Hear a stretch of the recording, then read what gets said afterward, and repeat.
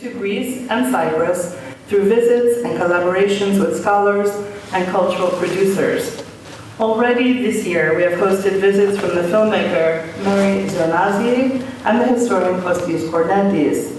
In the fall, Yefira continues its programming at UCLA, Simon Fraser University, and other West Coast institutions with visits from Dr. Julia Tulke, who in October will present Aesthetics of Crisis, Political Street Art and Graffiti in Athens, 2013 to 2023, and the Greek author and journalist Helena Matheopoulos, who will lecture in November on Maria Callas' The Sacred Flame. From October 19th to 21st, Yefira will be hosting the conference Envisioning the Greek Landscape from Theory to Climate Change in Athens. This conference is being organized by Dr. James Horncastle, Humanities Edward and Emily McWhinney Professor in International Relations in the Department of Global Humanities at Simon Fraser University, and Dr. Katerina Lagos, Professor of History and Director of the Hellenic Studies Program at Cal State Sacramento. And from November 18th to 19th, 2023, the program will further host an international conference at UCLA, which I will be organizing together with art history PhD student Sofia Pituli on the generation of the 1930s. Finally, we're happy to announce that through the Yefira program, we will be bringing renowned Greek film director Tassos Vometis for an artistic residency at UCLA and Simon Fraser University in fall 2023, and the musicologist Alexander Lingas, artistic director of Capella Romana, for an artistic residency in fall 2024. If, like me, you stayed up late to watch the coronation of Charles III, you will know that it was Dr. Lingas who conducted the superb performance of the Byzantine ensemble during the ceremony. We have much to look forward to. So on behalf of both of the centers, I would like to thank the Stavros Niarchos Foundation for its ongoing support and vision, and also the staff of both centers for their extremely hard work to organize these activities and many others.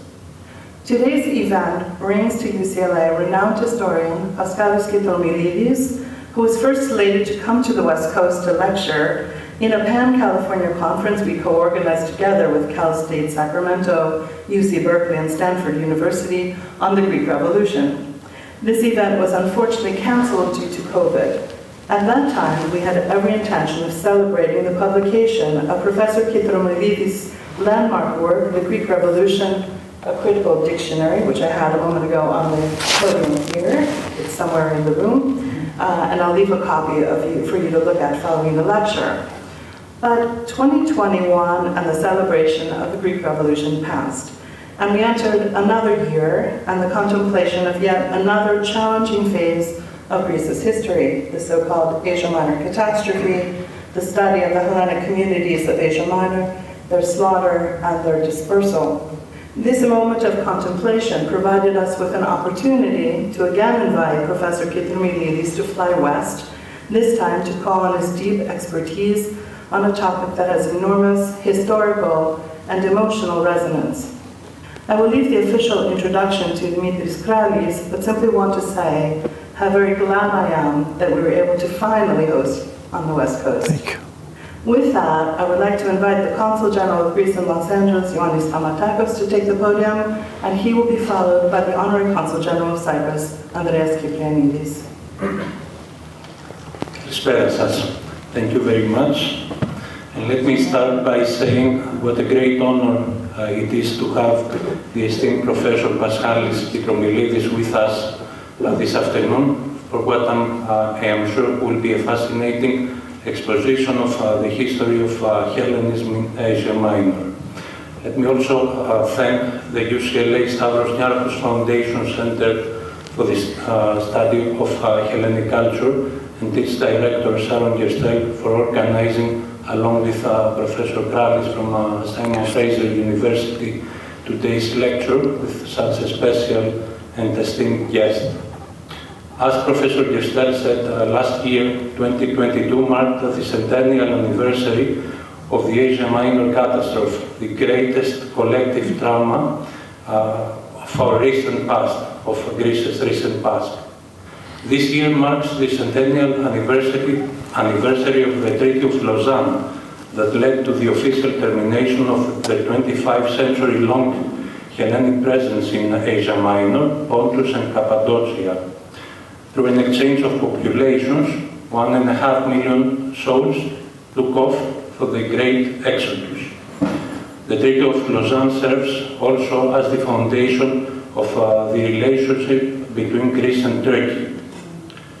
Ladies and gentlemen, the Asia Minor catastrophe is arguably the second major turning point of modern Greece after the 1821 revolution and the rebirth of modern Greece, η εθνική μας παλιγενεσία.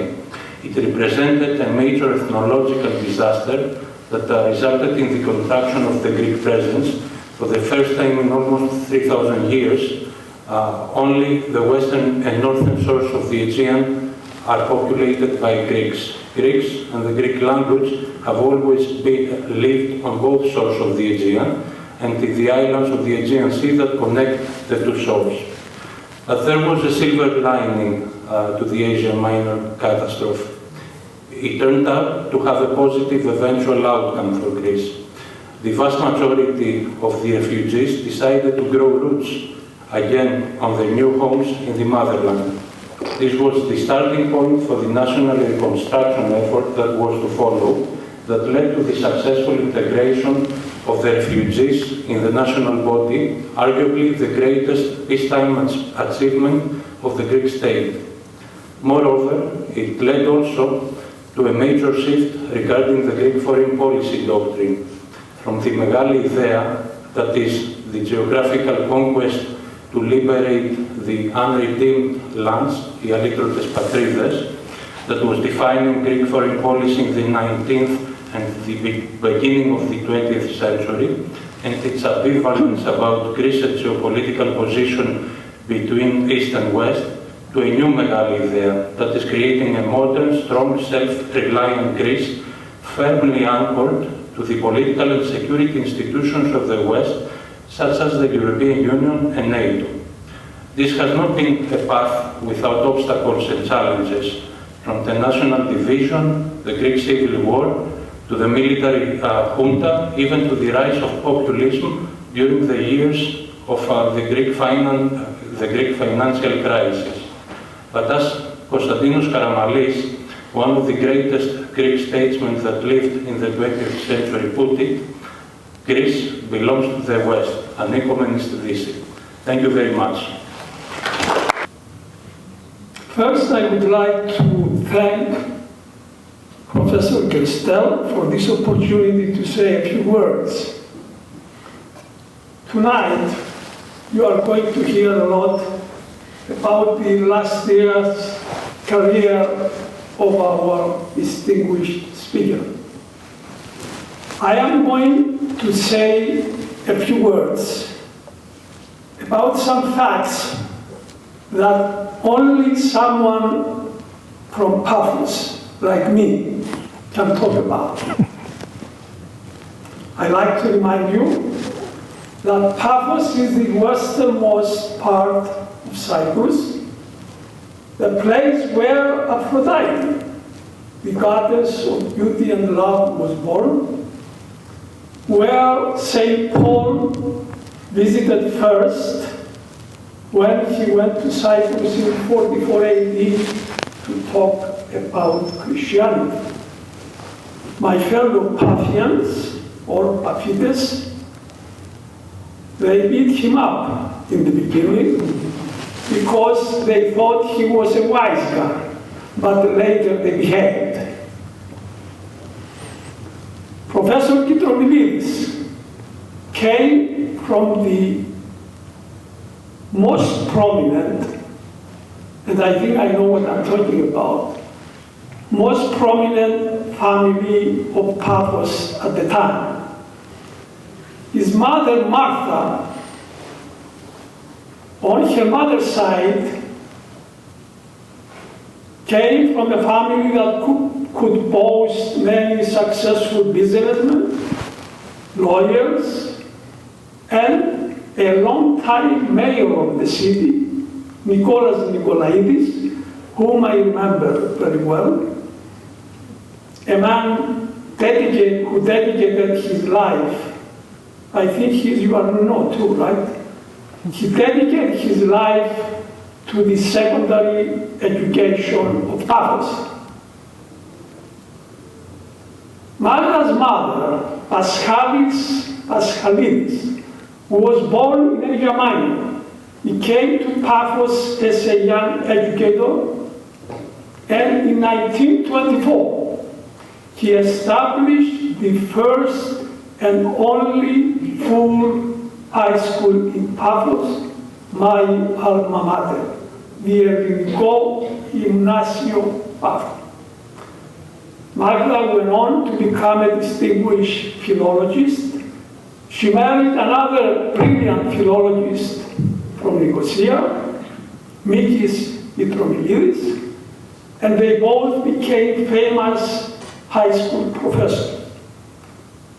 For a few years, they taught at the Paphos High School, and they were greatly respected, admired, and loved by their students.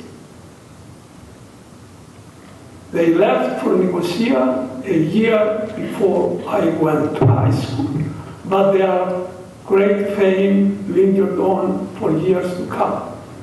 In Nicosia, they continued teaching. Magda became the gymnasiarchis, the principal of the largest high school for girls in Cyprus, while her husband, Paschalis Kitromilides, became the vice principal of the Pancyprian Gymnasium, Pancyprio Gymnasium, the most important high school in Cyprus, the high school from where most of the presidents of Cyprus graduated from.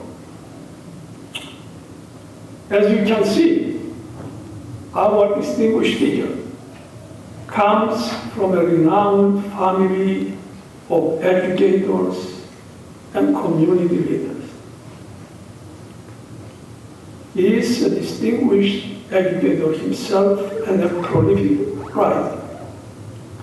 And he has brought great honor, not only to himself, but to his family, his forefathers, but also to Cyprus and Hellenism in general. Today, it is my high honor indeed to welcome him and his son Michalis, the young Paschalis Kitromilides, to our city, to salute him for his extraordinary accomplishments, and to wish him and his family everything good.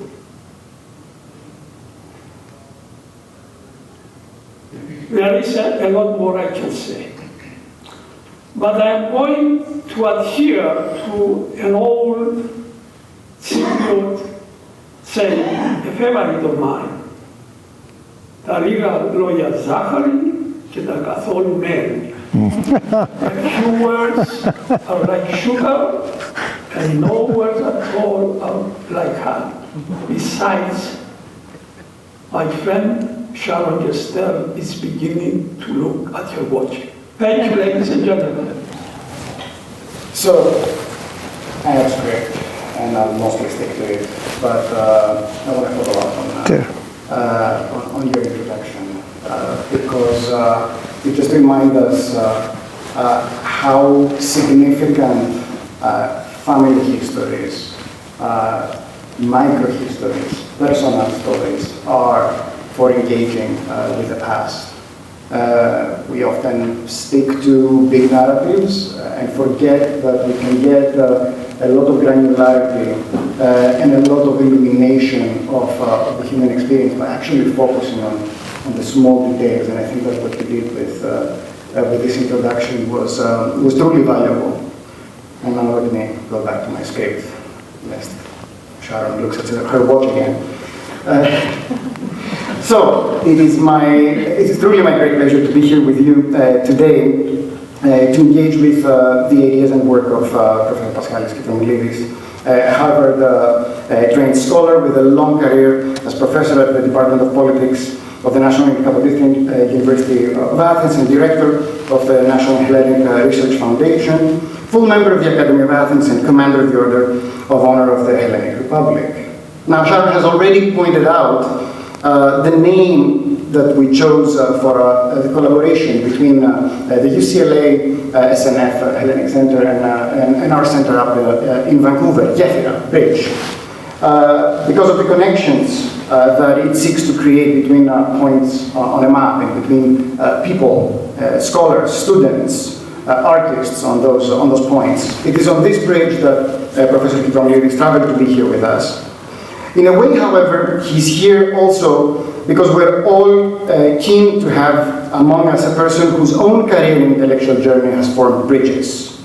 Bridges that link points in the map of the world, from Harvard to Athens, Oxford, Cambridge, Paris, Rome, Florence, and so on, to mention but a few locations where he has studied, worked, and held research appointments, but also bridges that link distinct thematic and disciplinary worlds, all brought together in his research output and teaching. Now, personally, as a historian with interests in Byzantine governance, I have what might be seen as an all-too-keen fascination with lists, whether those are lists of dignities, provincial armies, plots of monastic lands, and so on. I, in general, find them instructive. And today I want to use a heavily abridged list of titles or works by Professor Kitromilides as a compass to guide you, if you will, through his intellectual universe. Bear with me just for a moment. I assure you the list is more interesting than my Byzantine lists. So here's a few titles of works by our guest, and those are selected both randomly and with some logic behind them. The Enlightenment and Revolution, the Making of Modern Greece. John Locke, the Second Treatise on Civil Government, a translation. Translation work is critical for all of us. Ecclesiastical Autocephaly and National Independence, refers Venizelos and Greek political thought. At the origins of European political thought, political ideas in Aegean tragedy, orthodoxy and the Enlightenment, the Byzantine legacy in early modern political thought, the Athonite intellectual tradition, and the challenges of modernity. Now, the works cited here give you a sense of Professor Kitromilides' range. They take you from the world of Aeschylus to the Greek Enlightenment, from monasteries of Mount Athos as laboratories of political thought to the lives of notable political figures such as Venizelos, and finally back to the European Enlightenment, which, with his work, Professor Kitromilides has tightly linked the Greek intellectual experience. All these works, however, a small, heavily anthologized part from a large medal of scholarly erudition, need to be taken as part of a larger persona, which, in my mind, only emerges when Professor Kitromilides is also seen in his capacity as a teacher.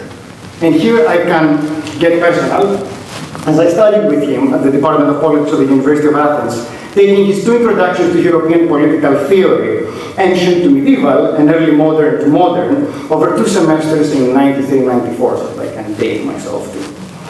The courses were in seminar format, around 20 or 25 of us sitting in a long seminar room, and taken on a journey from Sophocles to Plato, Aristotle to Augustine. I admit, Paschalis, I only read 600 pages of The City of Gods 1000, but I went until 600 at least, to Mercedes of Padua, and then the next semester, Hobbes, Locke, Rousseau, Marx, Burke, Paine, and so on. The experience was unlike any other at the university. It asked all of us to read extensively, immerse ourselves in difficult texts, think about the complex ways in which all those pieces of writing help people in different places understand themselves as political beings. I feel that I could never have passed that course with my mind as it is today, fragmented by emails and the glittering allure of the internet that gives us whiplash every time we click on another page. I'm grateful for the opportunity Professor Kitromilides gave me back then to just lose myself in texts and then be forced to think about them so that they could build a sense of intellectual legacies on which our world has been built. As a historian, very much still interested in politics, government, and the thinking behind these processes, I've been profoundly, personally affected by my experience in Professor Kitromilides' class at the Department of Politics of the University of Athens.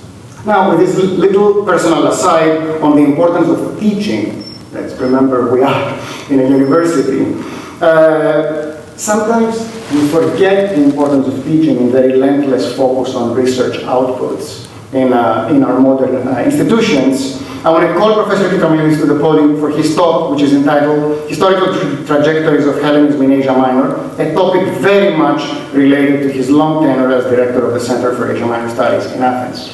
Thank you. Well, I have been sitting there wondering whom all these people were talking about, and I could hardly recognize him. But anyway, it's nice. It's nice to hear nice things about oneself, although he may not believe them himself. But thank you very much. And I thank, of course, Sharon and Dimitris for organizing this campaign to the West Coast, where I had come a few times in the past. And of course, I thank my two general councils, my two homelands, Greece and Cyprus, for all they have said, and of course the General Council of Cyprus in particular for remembering my family in Paphos. Thank you very much, and all of you, the community of Southern California, for being here this afternoon. On the occasion of this visit to UCLA, which is my second visit, I think, after 35 years, I cannot but remember my host the first time I came to UCLA, a great scholar, Professor Spiros Vrionis, whose work on Asia Minor has been a formative influence indeed in all that I have done in this subject. Since my graduate school days at Harvard, when, as a matter of fact, I wrote one of my graduate research papers taking his work on the Islamization of Asia Minor as my point of departure. So UCLA possesses all these multiple significances for me, and I'm grateful to be here. So in what I have to say this afternoon, I would like to take you back into the history of the eastern shores of the Aegean, the world of Asia Minor. And perhaps we should begin with a few remarks about Asia Minor as an idea. In the first place, Asia Minor, this peninsula, is a concept of geography, a geographical term. The Lesser Asia, Elason Asia of the ancients, the western peninsula and extremity in which the enormous Asian continent terminates. Asia Minor, as a geographical entity, constitutes in many senses a miniature of this vast hinterland. And if I may show you a map to which I will repeatedly refer, you can see what I mean saying that it is a miniature of the vast Asian continent with the mountain ranges, the deserts, the big rivers which shape the geographical profile of this part of the Mediterranean world.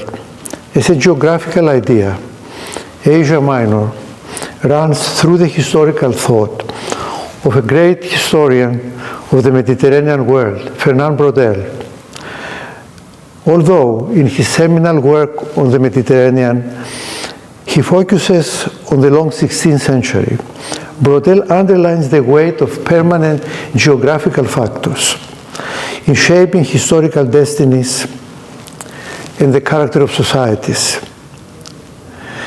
His references to Asia Minor throughout this work are multiple, occasionally surprisingly penetrating, although his focus is on the Spanish Empire primarily.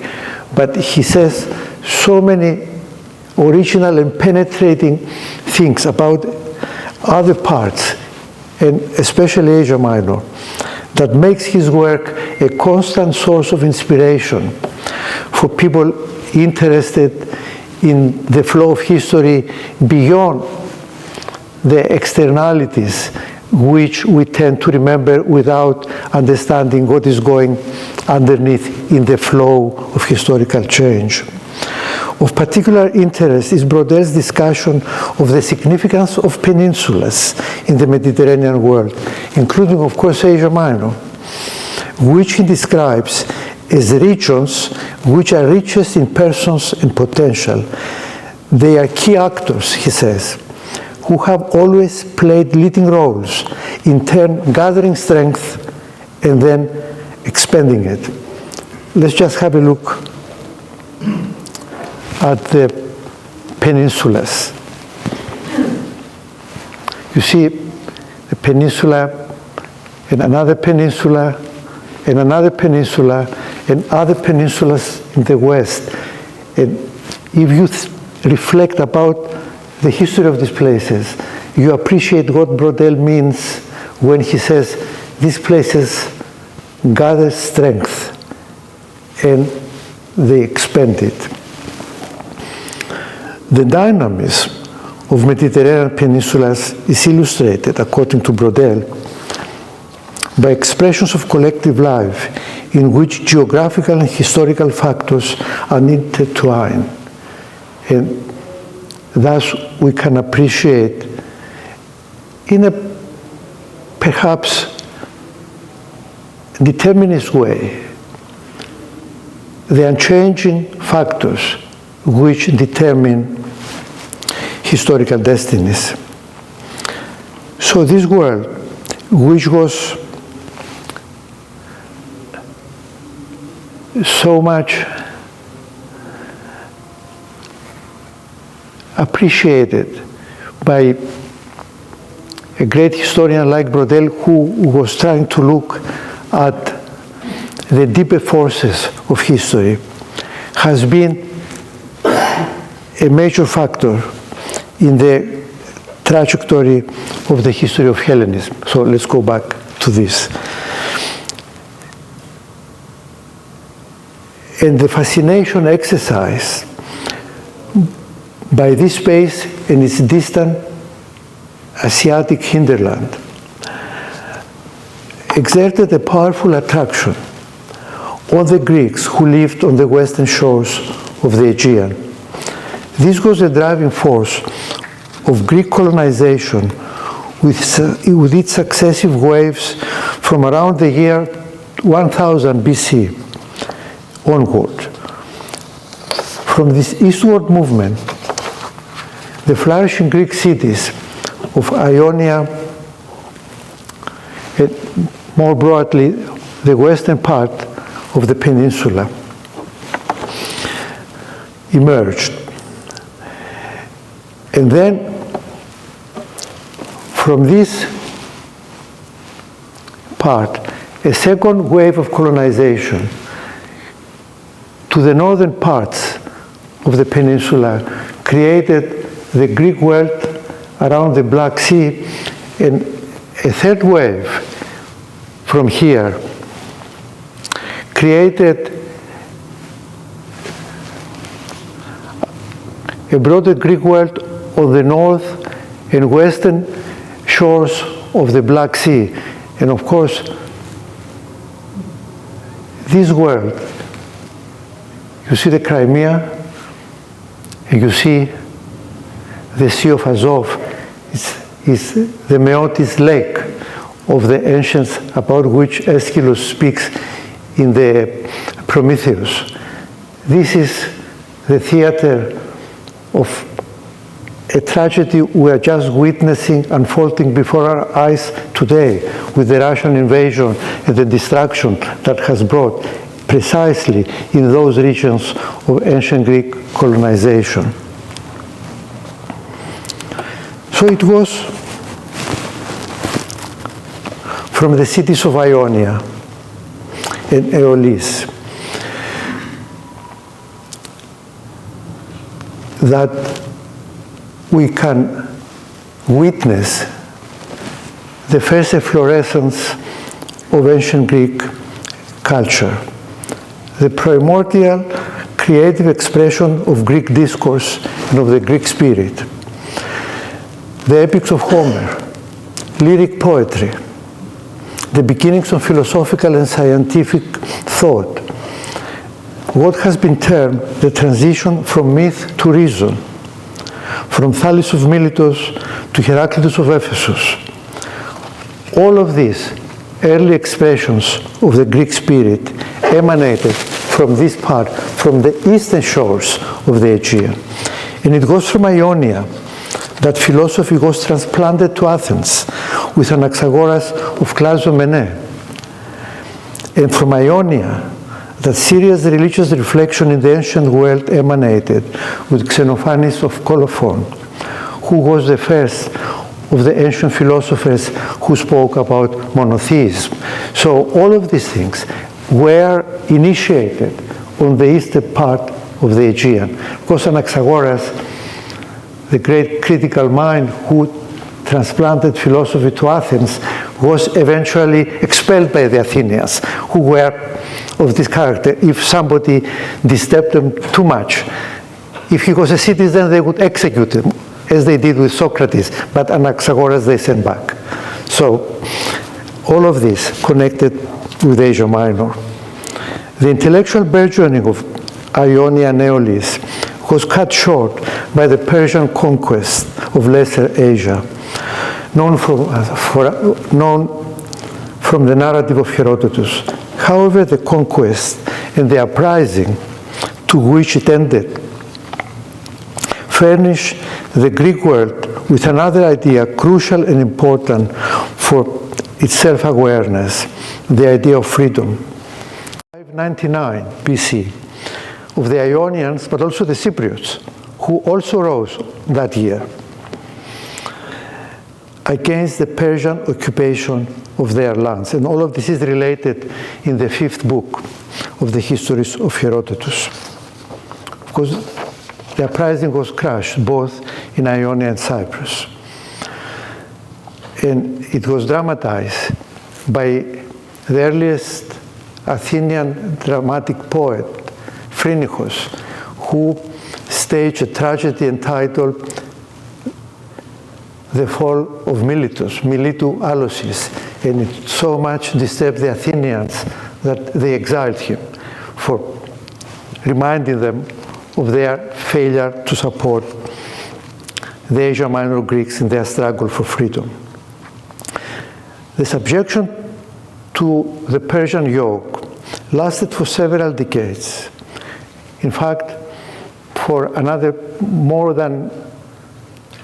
century and a half, and slightly more, until it was finally thrown off by Alexander the Great in 334 BC. That Alexander's campaign was experienced as liberation by the Greeks of Asia Minor is recorded epigrammatically in the famous inscription of the 3rd century from the city of Priene, which is a thankful inscription to a benefactor of the city of Priene, but it contains the following sentence: "Nothing is greater for the Greeks than liberty, ουδέν μείζων εστίν ανθρώπης έλυση της ελευθερίας." So this too is part of the heritage of Asia Minor Hellenism.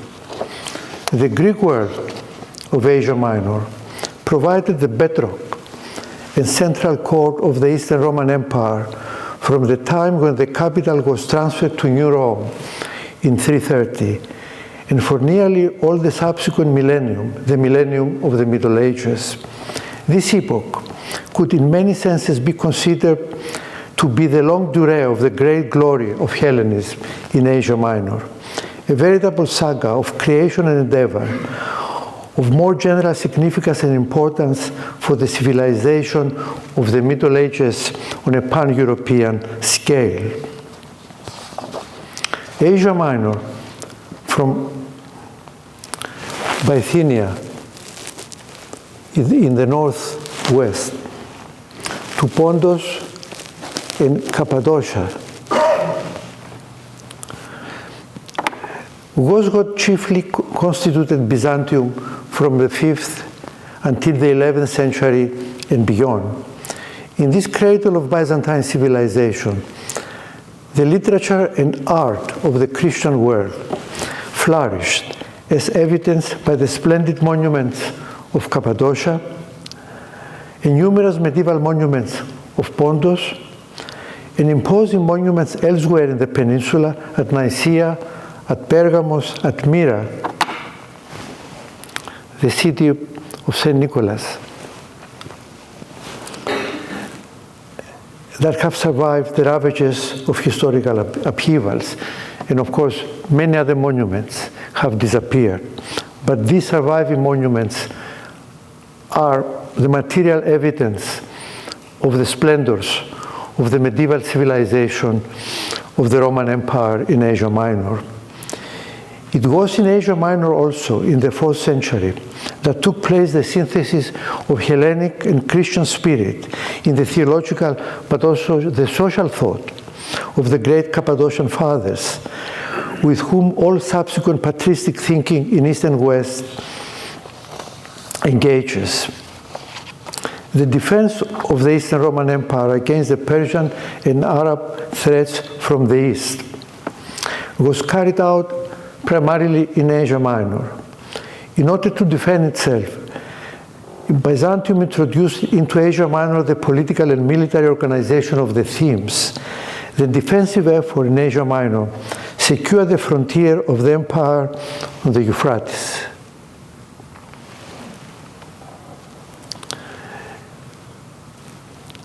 This was a period that the great Byzantine scholar Gustave Schlumberger has called l'épopée byzantine.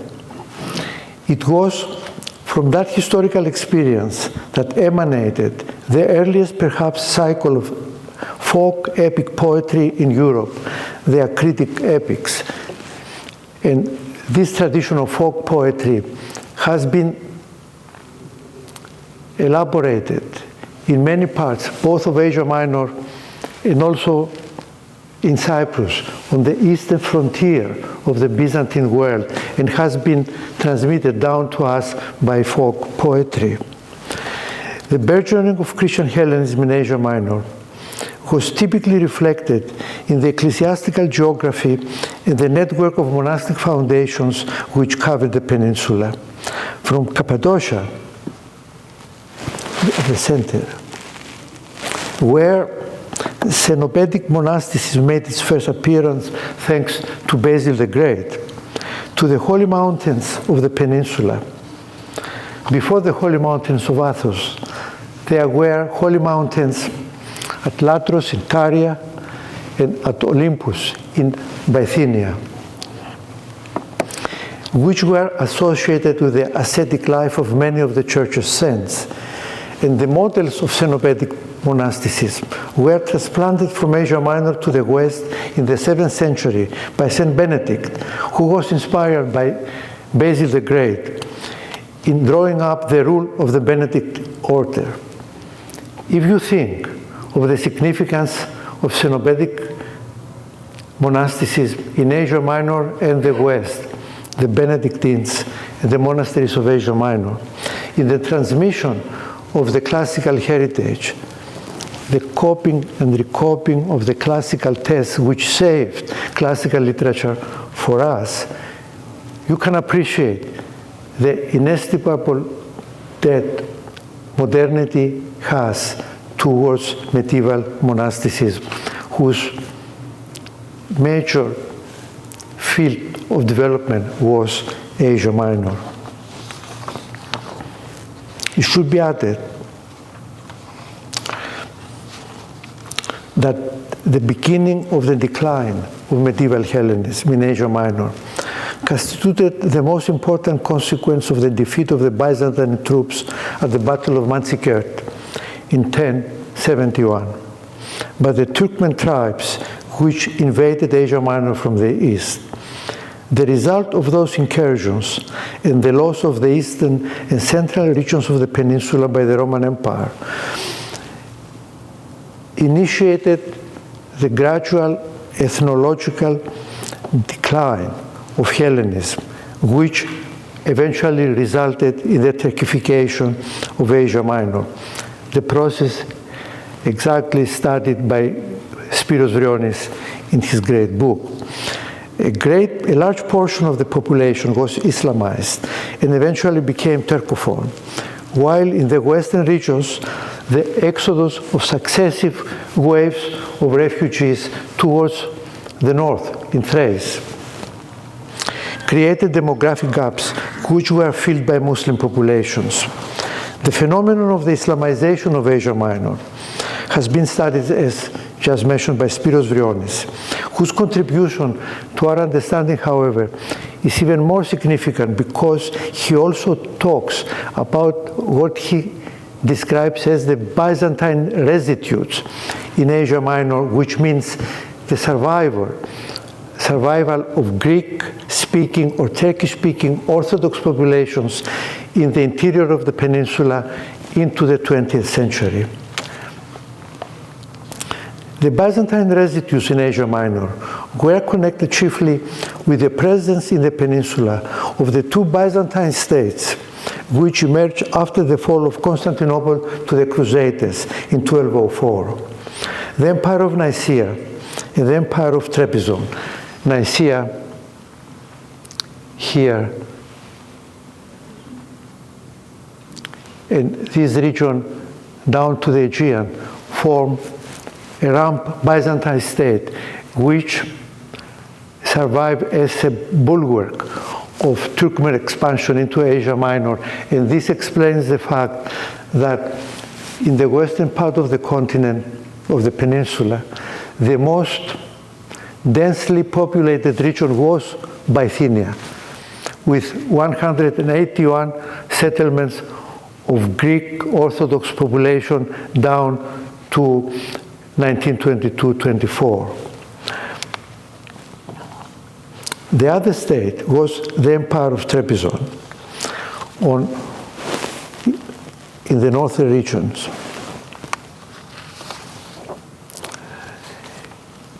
And that other rump Greek state, which was the last medieval Greek state to succumb to the Ottomans. Constantinople eventually fell in 1453, but Trebizond fell in 1461.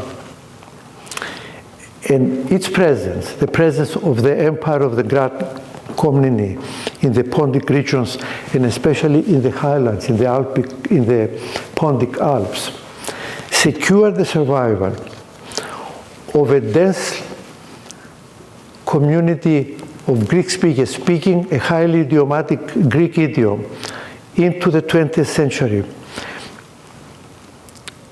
which represents an extraordinary phenomenon of ethnological survival and cohesion over many centuries. And what is really amazing, and it was not known until the research of the refugee population which came to Greece from Pontus by the Center for Asia Minor Studies. This population was scattered in northeastern Asia Minor and its mountainous hinterland in almost 1,500 settlements of Orthodox Pontic-speaking, or in some cases Turkish-speaking villages, which maintained their Christian Orthodox faith until the time of Exodus and beyond. That is the amazing phenomenon of Pontus, which is one of the great curiosities, but also one of the great illustrations of what Brodel was saying about the way the peninsula concentrated strength, and then strength in human resources, and then spend it. Forgotten behind the lines of confrontation between the Byzantines, the Seljuks, and the Turkmen, deep in the interior of Asia Minor Peninsula, beyond the area of the deserts, in Cappadocia and neighboring provinces, and in the south, in the coastal provinces of the Mediterranean shores of Asia Minor across from Cyprus. There were other Christian communities which had survived into the 20th century. Most of these communities had adopted the Turkish language with the passage of time and the disappearance of Greek education, but maintained their identity within the fold of the Orthodox Church. The linguistic identity of those communities, which had preserved the Greek language in their local idioms, is a striking linguistic phenomenon which attracted the interest of the Oxford Hellenist Richard Dawkins. It was a phenomenon of linguistic survival completely unknown until it was noticed by a French traveler in the second half of the 19th century. And that information was picked up by Dawkins, who, with a caravan of mules, was touring Asia Minor touring those difficult regions, the highlands of Pontus and Cappadocia, on the eve of the First World War, to record the Greek idioms which had survived in those isolated regions. Greek linguistic idioms had survived until the exodus of 1923-1925 in 32 of the 81 Orthodox communities of Cappadocia. In a small community, Sili, just outside Iconium, and in these two coastal communities, Makri and Livisi, in Lycia, close to the city of St. Nicholas. The furthest southeast extremity of the network of Greek language in Asia Minor was located at Pharasa, see there, in the Anti-Taurus mountain.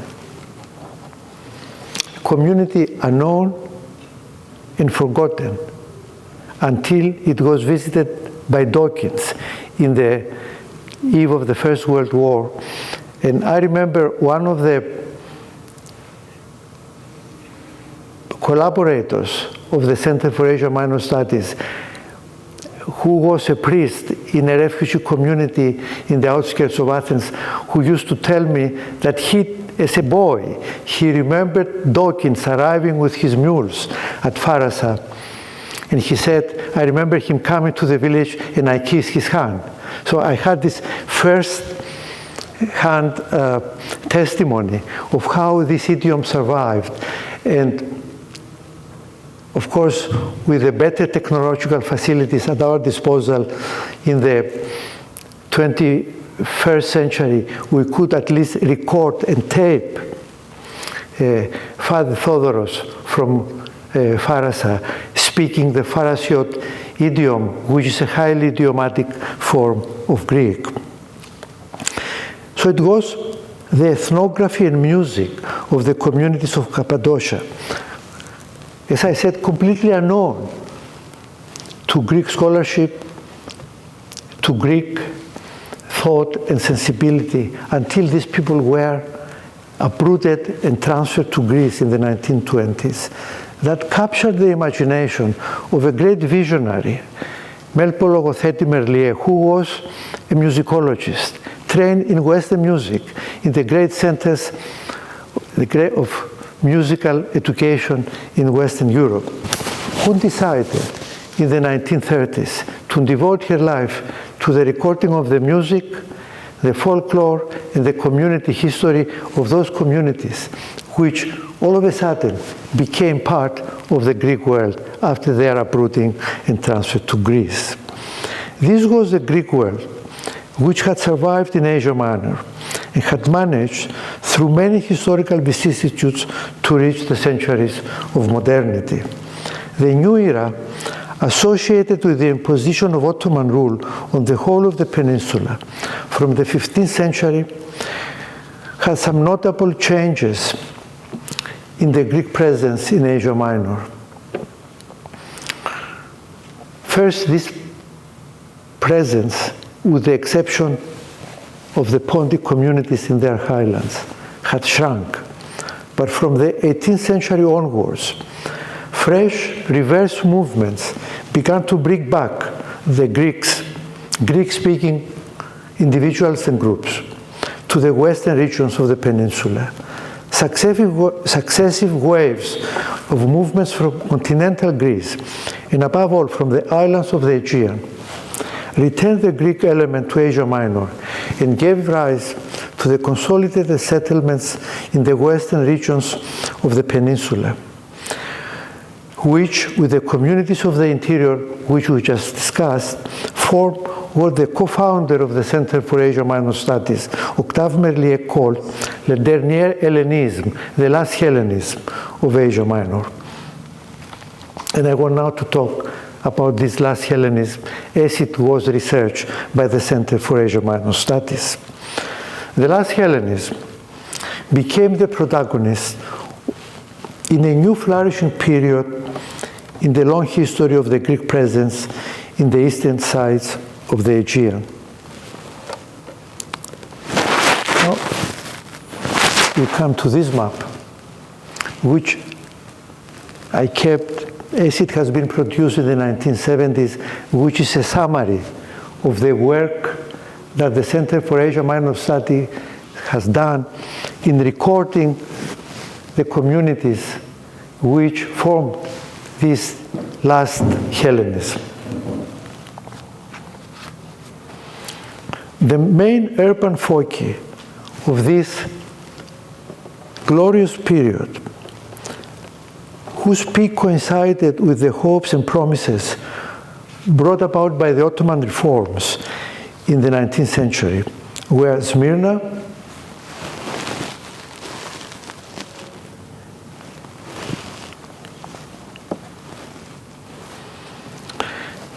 as an important Mediterranean port, commercial hub and meeting point of nationalities and cultures, Smyrna made its presence felt in modern history as early as the 17th century. As among numerous other sources, the then British consul in the city, Paul Rigaud, bears witness, who was also one of the earliest sources to speak about the Orthodox Church to a Western public in the 17th century. The inflow of Greek population to the Ionian metropolis took place mainly in the 18th century, including waves of refugees from the Peloponnese after the failure of the Orlov revolt in 1770, and greatly swelled in the 19th century.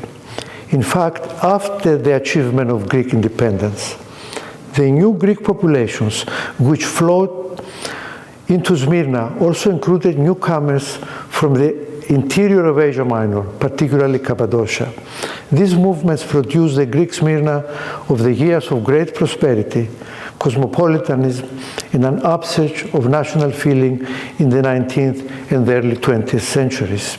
Similarly, Trebizond, the best city in the east and the eye of the whole of Asia, as it is described by one of its medieval encomiums, developed from the 17th century as a station on the Silk Road and as an ecclesiastical, intellectual, and economic center of the Pontic world and its Asian hinterland.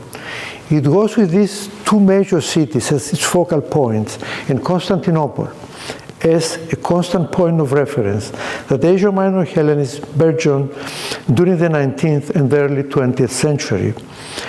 Their fluorescence is perceptible in the demographic development, recorded in the notable increase in the population, particularly in the provinces of Western Asia Minor, but also in Pontus, in economic activity, particularly the development of commerce, and in education. A precondition, of course, as I have already mentioned, for all this was the new freedom and toleration secured for the non-Muslim minorities during the period of reforms in the Ottoman Empire from 1839 and especially from 1856 onwards, especially during the period of the reign of Sultan Abdul Mejid. For its Greek Christian subjects, however, the new possibilities and prospects, strengthened considerably by significant economic achievements, also favored by the reforms, had a strong foundation in the long-standing traditions of the Orthodox community, the Genos. And I must tell you, when I saw the Orthodox community this morning at Hagia Sophia in Los Angeles, I was thinking exactly of these traditions of the Genos in the Ottoman period and in the diaspora. The traditions of the Genos during the long centuries of subjection were the Orthodox Christian faith and Greek letters. These factors determine the identity of the community, the cohesion of which was safeguarded by collective life within the church. Education, by means of which the tradition of Greek letters was reproduced and transmitted, was the object of the constant concern of the church. It was on this foundation that in most favorable times, the Enlightenment brought the messages of modernity into the Orthodox community's life. In the major cities of Asia Minor, important educational institutions operated, which transmitted the traditions of Orthodoxy and Greek letters to the younger generation. The renowned Frontisterion, a high school, founded in Trebizond by Sevastos Kiminitis in 1682, and the Evangelical School, which was founded in 1733 by the notables of Smyrna, and placed under British protection, as a matter of fact, to secure its unimpeded operation. These two foundations were the principal pillars of Greek education in Asia Minor and provided the training grounds of the leadership not only of Asia Minor Hellenism, but together with certain other seats of learning elsewhere in the Greek world on the European side, provided the training of leadership of the enslaved Genos. The further advances of education in Asia Minor were grounded on this infrastructure. The most important of these developments was the reception of the Enlightenment in the schools of Smyrna, with the foundation of the Philological Gymnasium in 1809 and the Academy of Kidonias, Ayvalik, right there. An almost entirely Greek city founded in the 18th century, which developed on the shores of Aeolis, primarily thanks to the commerce in olive oil and its products. An almost entirely Greek city, excuse me, which from the second half of the 18th century developed into a truly flourishing cradle and testimony of the potential of Hellenism in Asia Minor. Apart from education, Greek pedia, in the broader sense of intellectual culture, produced many further manifestations in Asia Minor. Always centering or emanating from Smyrna in the course of the 19th century. This took place chiefly in publishing activity, with the appearance between 1832 and 1922 of 2,375 publications, books, periodicals, newspapers, booklets, pamphlets, and so forth, from the Greek printing presses of Smyrna. Also in the world of the press, with the publication of such an important newspaper as Amalthea, 1838-1922 of continuous publishing, and many other newspapers of various and literary, religious, and commercial periodicals.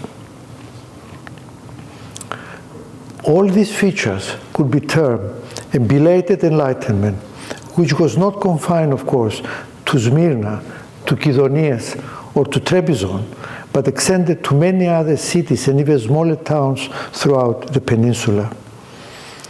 Within the framework of the multifaceted development and prosperity, both material and cultural, the national ideal as a vision of freedom was rekindled among the Greeks of Asia Minor. For the Kingdom of Greece, the national idea was what was called the Great Idea, which meant the expansion of Greek state to become coterminous with the communities of Hellenism spread in Asia Minor and in the Balkans. But for those communities themselves, the national idea was the expectation and the hope of freedom, what the Greeks of Priene said in the 4th century, that nothing is more important for the Greeks than liberty. And this vision was shaped from the period of the Enlightenment onwards. It was given dynamic expression by the part played by the Greeks of Asia Minor in the Greek Revolution of the 1820s and the sacrifices they suffered with the destruction of the city of Kydonieas, with large-scale massacres in Smyrna and elsewhere, and of course in Constantinople.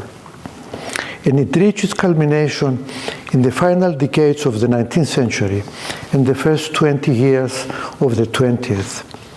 The manifestation of national feeling on the part of the Greeks of Asia Minor vividly colored the intellectual life of the period, and we read this in literary sources, and also we see it recorded in the arts. For a moment, in the circumstances of the First World War, it appeared that the fullness of time had finally arrived, with the Greek landing at Smyrna in 1919 and the Treaty of Sèvres in 1920, both of these important developments, the achievements of the greatest leader of modern Greece, Eleftherios Venizelos. The visions and expectations of modernity and the long historic heritage of Hellenism on the eastern shores of the Aegean seemed at last, for that short period, to have found their vindication and fulfillment. What followed? In a literal enactment in history of Aristotle's concept of peripetia, reversal, from the Poetics. That is, a change by which the action veers around to its opposite. Ή στο εναντίον των πρατωμένων μεταβολή. Was a catastrophe, an unspeakable pathos of a manifold and truly devastating humanitarian catastrophe, which involved massacres on large scale and then the tragic process of uprooting. Ultimately, the canon of history seemed to have cancelled out the illustrious course charted by 3 millennia of Hellenic presence in the east of the Aegean. However, the future of Asia Minor Hellenism, all those miserable and uprooted refugees who arrived to the islands and to the mainland in the fall months of 1922 and throughout 1923 and even 24, the Pharasiots, whom we saw earlier, learned about it out there. You see Pharasa? That they had to leave in 1925 when they said the bell rang and we went to church and they told us, now you have to leave. Go where? Go to your homeland, Vatan in Turkish. Where was this homeland? Where they had to go. So that is the pathos and the pity of the refugee exchange. But despite all of this, with the evidence clearer before our eyes 100 years later, and with the cultural and historical heritage of this part of Hellenism much better and authoritatively known today, we can say that there are in the nature of things possibilities which permit, after all, the cunning of history to be overcome and its sardonic smile to be wiped away in the face of the indomitable resilience of human will and creativity, precisely as this human will and creativity was exemplified by the uprooted who Hellenized Greek Macedonia and who brought their skills and their human resources to Greek society from the 1920s onwards. That, of course, is another story. The story of the relocation and integration of the refugee population of Greece, which is not either a happy or an easy story. It had its pain also. But in the long run, over the 100 years, the outcome was positive. And the integration of this population into Greek society, as it has been mentioned before by the General Council, had multiple benefits and brought great blessings to Greek society. This turned out eventually to be the veritable catharsis of the tragedy of 1922, a catharsis that nobody, of course, could suspect in 1922 when all of this happened. Thank you for your patience.